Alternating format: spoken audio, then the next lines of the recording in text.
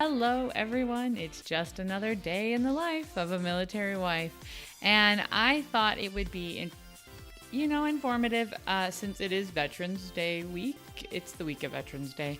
To talk a little bit about the history of Veterans Day, maybe recap the differences between it and Memorial Day and things that you could do to say thanks to the veterans or active duty military that you know. And also kind of discuss what it's like to be a veteran or to be a service member. And so that's basically what we're going to touch on today. And I am your host, Sam Wolf, and this is Life of a Military Wife.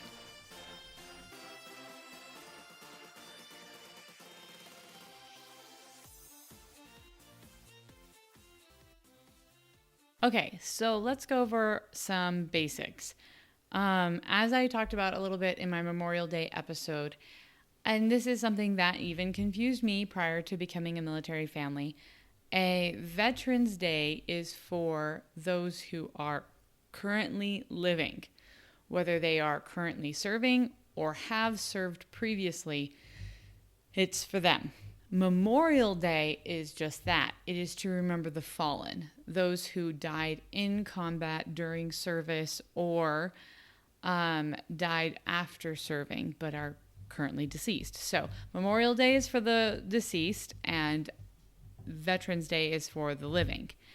That said, most people are aware, or at least I hope most people are aware, that Veterans Day was originally Armistice Day.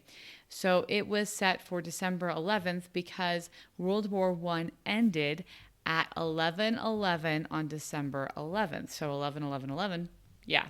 I think they just really wanted to make sure nobody messed up and everybody got it right at the end of that war. So that is originally when Veterans Day was set, even though the Treaty of Versailles was not completed until the following year, almost 7 months afterwards. It wasn't until after and it became a federal holiday under President Wilson. And to become a federal holiday, you actually need an act of Congress, which was approved on May 13th, 1938, and made that a legal holiday in the United States. So it wasn't until after World War II, though, in June 1st of 1954, that it kind of became Veterans Day instead of Armistice Day. That was because the amount of soldiers, airmen, Marine Corpsmen, everyone, naval, everyone, the amount of servicemen and women mobilized in World War II is the largest mobilization, I believe, in U.S. history. And as it was basically to not exclude them, to include them, it was changed to include all veterans. And President Eisenhower was the first president to issue a Veterans Day proclamation. Now, this is the interesting thing. Just because it's a holiday, well, let's just say we don't get all holidays off. As military service men and women, you work through holidays. Now, if you are in garrison, if you are not deployed or in a combat zone, there are holidays that they try to observe as much as possible. You should have off. And that is something that was discussed in the Uniform Holiday Bill, which was signed in June 28th, 1968. And that allowed federal holidays, certain holidays off. Washington's birthday, Memorial Day, Veterans Day, Columbus Day, and I believe 4th of July was added later, but those were the initial ones. This includes military service members and DoD contractors who work for the military. This allows us to have guaranteed days off and when I say guaranteed, it's always with a question mark because nothing's guaranteed in military life. But basically, unless there is a really good reason for you to be working, they really try to let you have those off. Now, there are hospital positions, medical positions, military police positions, and other positions that have to be staffed 24/7. Those don't have them off. It just doesn't happen. But by and large, those are days that the military has off, which is nice. It's nice to be able to have holidays with our families. So that's the basic history of Veterans Day. Now, there was something really interesting that I came across, and it was on Facebook. A friend of mine who is a service member, she posted it, and she got it from another service member or a friend, and it was written by an anonymous veteran. And I really thought it was a good explanation of what it feels like to be a service member. So I want to share that with you now. I'm just going to admit right now that I'm probably going to get a little choked up reading this because it really hits home. And not everything applies to everyone, but it applies broadly to most who have served.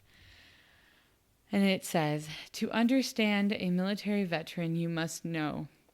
We left home as teenagers or in our early 20s for an unknown adventure. We loved our country enough to defend it, protect it with our own lives. We said goodbye to friends and family and everything we knew. We learned the basics, and then we scattered in the wind to the far corners of the earth. We found new friends and new family. We became brothers and sisters regardless of color, race, or creed. We had plenty of good times and plenty of bad times. We didn't get enough sleep. We smoked and drank too much. We picked up both good and bad habits. We worked hard and played harder. We didn't earn a great wage. We experienced the happiness of mail call and the sadness of missing important events. We didn't know when or if we would ever see home again. We grew up fast and yet somehow never grew up at all. We fought for our freedom as well as the freedom of others. Some of us actually saw combat and some of us didn't. Some of us saw the world and some of us didn't. Some of us dealt with physical warfare and most of us dealt with psychological warfare. We have seen and experienced and dealt with things that we can't fully describe or explain, as not all of our sacrifices are physical. We participated in time-honored ceremonies and rituals with each other, strengthening our bonds as comrades. We continued on each other. We counted on each other to get our job done, and sometimes we survived it all. We have dealt with victory and tragedy. We have celebrated and mourned. We have lost a few along the way. When our adventure was over, some of us went back home, some of us started somewhere new, and some of us never came home at all. Some of us told amazing and hilarious stories of our exploits and our adventures. We shared our unbroken bond with each other that most people don't experience and few will understand. We speak highly of our own branch of service and poke fun at all the other branches, which is very true. We know, however, that if we need it all, we will be there for our brothers and sisters and stand together as one in a heartbeat. Being a veteran is something that had to be earned, and it can never be taken away. It has no monetary value, but has at the same time is a priceless gift. People see a veteran and they thank them for their service. When we see each other, we give that little upwards head nod or a slight smile, knowing that we have shared and experienced things that most people have not. So, from myself to the rest of the veterans out there, I commend and thank you for all that you have done and sacrificed for our country. Try to remember the good times and make peace with the bad times. Share your stories, but most importantly, stand tall and proud, for you have earned the right to be called a veteran. I am a veteran, by unknown author. So that was just really powerful, and I read it, and like I said, I laughed. I kind of got choked up. It means a lot. I have not served. However, I'm a military spouse.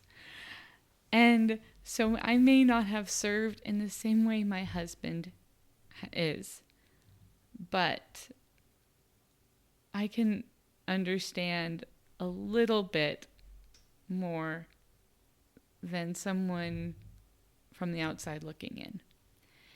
And again, that really choked me up, because if you know active duty military or veterans, whoo, that is so true. We love to tease each other. My husband and I, between both of our families, have family members in most of the branches of service, if not all, and we love to harass each other. The Army-Navy games, the Air Force-Army games, the football games are a huge deal, and we just tease and razz each other. I mean, I think the biggest running joke is that the Air Force have jacuzzis and they're the chair force. But I mean, that's just because people are jealous that they've got, they got some pretty good perks. They really do. And we may tease the Marines for being all, muscle, bronze, and no brains, but that's not true. I've known so many Marines that are very, very intelligent. I think the rest of the forces might be a little intimidated by how in shape all of those Marines are. I mean, it's just a family. We love each other. And there is just this sense of community and camaraderie. And anyway, I'm not sure I did reading that justice, because, again, getting a little choked up and stumbling on my words. But it's true. It's not easy, but it's worth it. And that said, I really would like to share some ways that you can show your appreciation for veterans on this Veterans Day. Or year round. You know what? It doesn't have to be Veterans Day to show your appreciation. And some of the things that I was thinking about is just, most places have a VFW or a USO. They have organizations that serve active duty military families or veterans. Maybe getting in contact with them and seeing if they are doing anything for Veterans Day and if they need help. Maybe there's a parade in your area. Like I said, I love going to Veterans Day and Memorial Day parades, especially in military communities, because that's when they tend to bring out the fun stuff for the people. We lived in a small town, and the Army and other installations nearby would send out representatives from their units, and you could see some pretty cool stuff. Not gonna lie, the kids loved it. The kids really did. And so, yeah, a parade is a great way to do it. A good old-fashioned American parade. Another one is there's this organization called Operation Gratitude, and they send letters, and you can write one to military who are deployed. And I'm going to link, I try to link all this stuff below, but with Operation Gratitude, you can send cards and letters and just different things like that. That is something really simple you can sit down and do on Veterans Day and get it to them. And you can just send an email also, but I will have Operation Gratitude's information, and that really does mean a lot to troops, especially to single soldiers. Single soldiers may or may not get a lot of stuff from home. Their families are really busy, and if they've got a great mom or sister or aunt, brother, dad, someone who is a letter writer or an emailer, then they might get something on a regular basis, but they may not. Especially with holidays coming up, they don't always get a lot of stuff. I know a lot of the married service members tend to get a lot of stuff from their spouse and children if they have them. But yeah, that's a really simple thing you can do on Veterans Day. Sit down and do that. The other thing is the VA. There is usually a VA hospital or a VA clinic, or the VA has a presence in most places just because there's a lot of veterans in this country.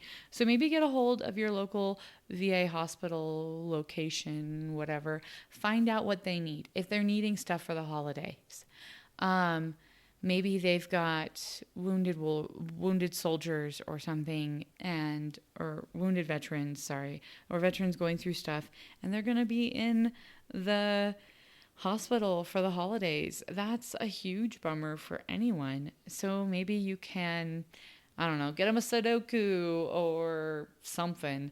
But find out what the VA needs. Don't just guess. Find out what they actually need. Another option that you could consider is organizations, again, like the VFW and USO, but also the Wounded Warrior Project. The Wounded Warrior Project, if you're not familiar with them, they assist wounded veterans, and they help them, but it's not just physical injuries, it's also PTSD and other things. And you can do different things to assist. You can just straight out donate money if that's what works best for you, or you can figure out ways to volunteer or help out in other ways. They do fundraisers, so maybe you can set up a fundraiser for Veterans Day. That could be kind of fun. Do a bake sale and have the proceeds go to the Wounded Warrior Fund. There was a while back with the ice bucket challenge and stuff. There was a lot of people, once the initial fundraiser for the initial organization had gone so well and they'd raised a lot of money, I saw some military families were instead donating to wounded warriors instead of the other organizations. And that's just because it's something that hits home with us. A lot of us know someone who, I honestly can't think of anyone who doesn't know someone who is either dealing with PTSD, which is very common, or been injured in some way. I was just thinking off the top of my head because for a second I was like, oh, maybe I don't know anyone. I'm like, oh no, wait, 1, 2, 3, and I'm almost on to secondhand now of individuals I know who qualify for the Wounded Warrior Project. So that's something to take into consideration. A lot of those wounded warriors, they don't like to talk about it because they feel like they're the lucky ones. They feel like they're the lucky ones because they made it home. I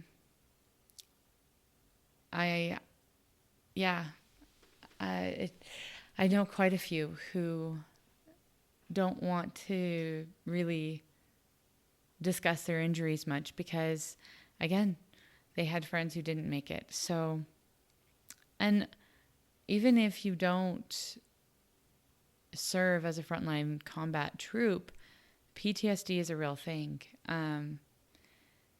Psychological warfare is waged a lot more than people realize, and that has a mental effect. It has a psychological toll. So, there's a lot you can do for them. Another suggestion I saw online by someone was, and this is something you can do year round, and somebody has done for our family once. They paid for our meal at a restaurant, and that meant a whole lot to me. It actually happened one time when we were at Costco or Sam's Club or somewhere. I don't know. I was out with my kids and I was doing grocery runs and I was getting food, and I'd done the groceries and I was by myself and my husband was gone and it was really hard, and the person noticed I was paying with a USAA debit card. And there's a lot of military banks. There's Navy Federal and all of them. Anyway, credit unions. But anyway, and so they're like, oh, who in your family has served? I'm like, well, several family members, but my husband's currently serving. And they're like, thank you for your service. And they're like, can I pay for your food? I'm just like, what? Okay. But I was really grateful for it. And the few times that it has happened to us, it's really touched me, because my husband jokes around that he doesn't feel like he's done that much. He doesn't feel like he deserves it. And I'm like, well, you may not feel like you deserve it, but I am grateful for the recognition, because I feel like we have earned it. You've been gone a lot. And those separations are just as hard on family, even if they know their service member is going to come home. I have been blessed to never really have to worry too much about my husband coming home. I've always been fairly confident he would. That's not a security everyone has. So yeah, that's something you can do. Offer to pay their meal, or something like that. But anyway, those are just some suggestions and ideas on what Veterans Day means to those of us who are here, who are boots on the ground, living the life. I know that I don't often talk about what it actually is like an actual day in the life of a military wife, even though that's my tagline. It's hard. It's worth it. It's hard. And I think the hardest part is watching your kids struggle with daddy not being home. For me. I can suck it up. It's not easy. It's hard to see my kids hurt and worry. I'm confident daddy will come home. But I can't give them that confidence. I want to. I try. But they still worry. So, anyway, wow. That went on a turn I wasn't expecting. So, I hope that gives you some ideas or something to think about this Veterans Day. And I'm grateful for everyone who listens, for all the support I'm getting with this podcast. There are times where I joke to my husband that I feel like I'm a crazy person talking to myself. And because some weeks I get lots of feedback and some weeks I don't. And so I just kind of wonder where some of the topics go. But I do appreciate all the feedback I get, all of the input I get, and recommendations for topics. So if there's something you want to hear about, let me know and we'll see what I can do. That said, I am your host, Sam Wolf, and this is Life of a Military Wife.